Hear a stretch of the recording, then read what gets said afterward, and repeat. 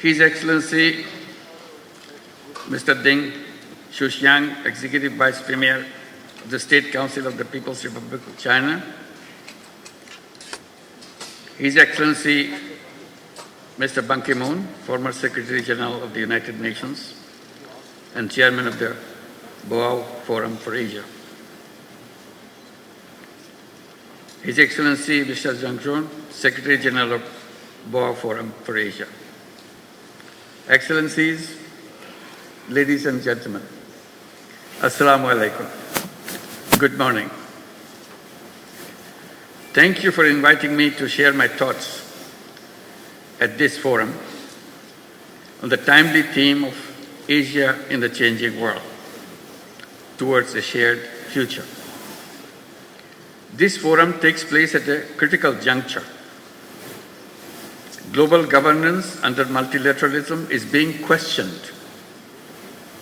Geopolitical tensions are rising. Climate change is escalating. Debt burdens are unsustainable. Humanitarian crises are growing. Political will for development cooperation is weakening. The world is facing an alarming shortfall in collective action.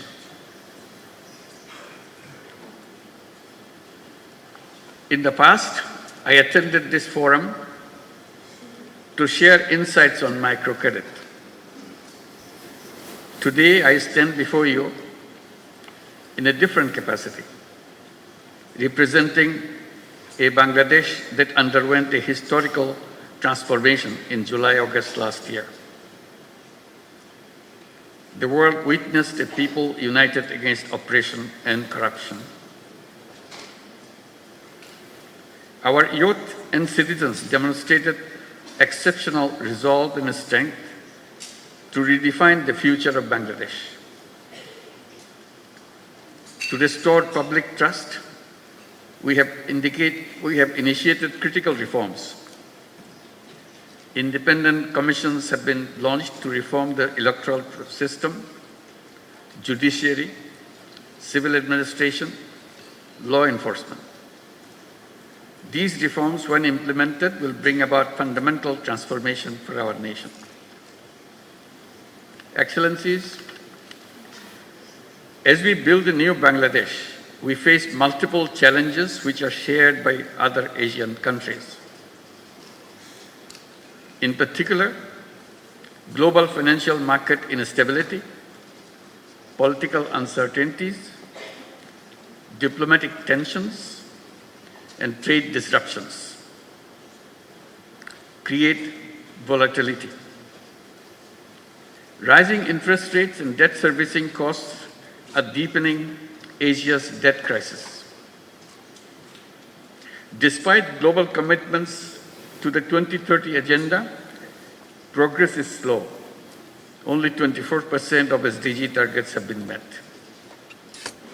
Developing Asian countries face an SDG financial gap of 2.5% to $4 trillion annually.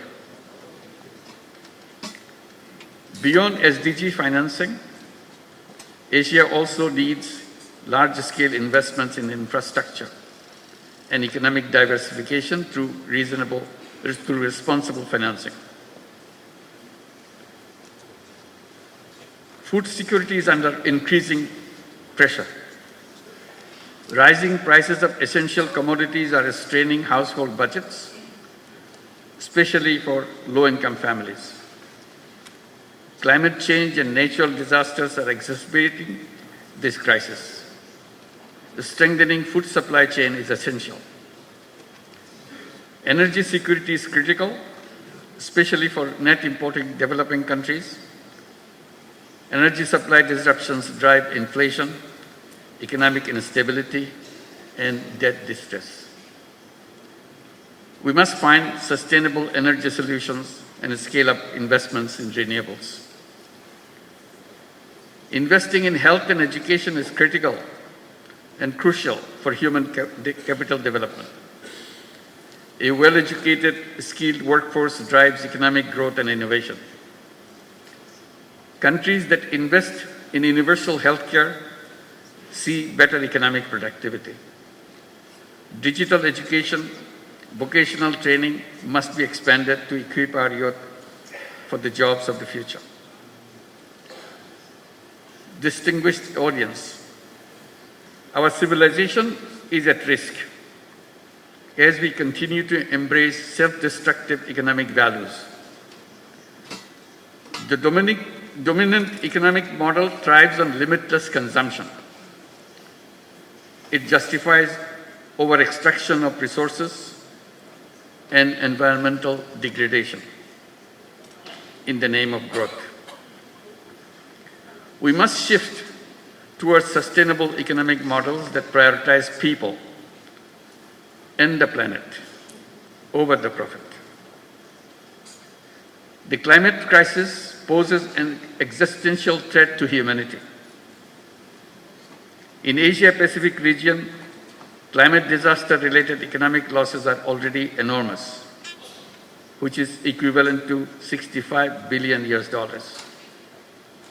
Climate vulnerable countries like Bangladesh are forced to divert resources towards disaster response, limiting investments in productive sectors. We need new, additional, accessible, non-ODA, non-debt creating grant-based climate finance with an equitable distribution between adaptation and mitigation. Universal access to life-saving medicines and technologies must be guaranteed. The COVID-19 pandemic was a wake-up call, highlighting deep inequalities in global health system. Asia should take a united stand in ongoing negotiation of the pandemic treaty. Rapid strides in the data-driven technology, robotics, quantum computing, artificial intelligence are shaping the world. Lower capacity and resource mobilization in Asia compared to advanced economies could further widen digital divide. Data sovereignty and security remains critical concerns. If technology evolves irresponsibly, it could pose existential risk. Asia must close the digital divide and build regional capacity in technology, innovation, and incubation. Ladies and gentlemen, Asian cultural diversity, with its rich tapestry of languages, traditions, philosophies, customs, is a testament to the resilience and creativity of human civilization.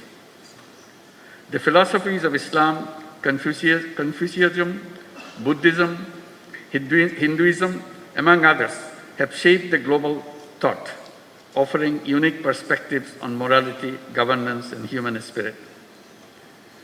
Asia's civilizations have flourished by embracing diversity. Over the centuries, the vibrant exchanges of cultural diversity has not only impacted on the region, but global influence. The melding of tradition and modernity, the respect for ancestral wisdom, alongside cutting-edge innovation, creates a dynamic energy that propels the region forward while honoring the deep historical roots.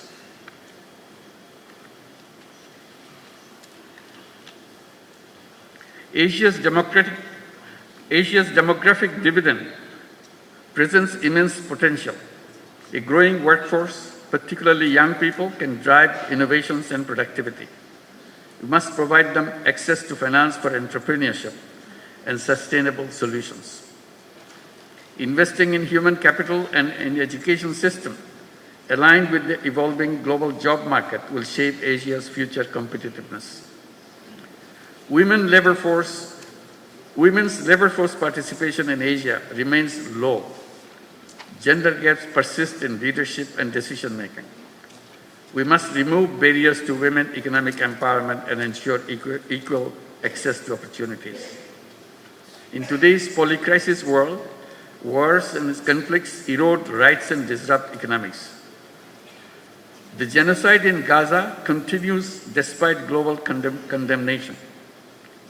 The crisis in Palestine is not just an Arab or a Muslim concern, it is a humanitarian issue.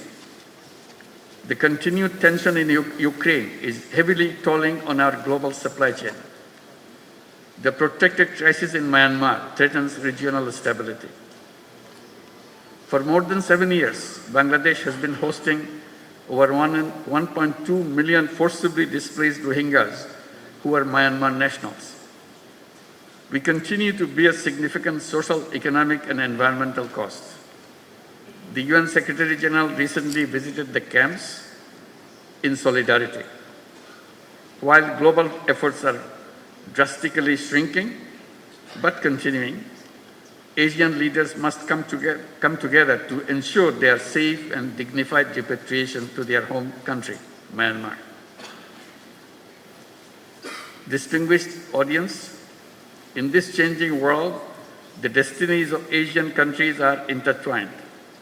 We must chart a clear roadmap for a shared future and a shared prosperity.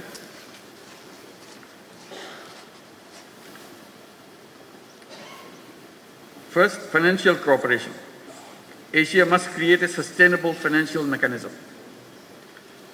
Regional MDBs and similar institutions should lead this effort. We need reliable funds that address our challenges and meet our growing demands. Second, trade cooperation. Asia remains one of the least integrated regions. This weak integration stifles investment and trade. We must work to boost trade cooperation immediately. Third, food and agricultural cooperation. We must promote resource-efficient farming. Domestic production must be enhanced for food security. We need to reduce imports reliance and achieve self-sufficiency. Expanding tech-based sustainable agricultural solutions and innovations in regenerative and climate-smart farming is key.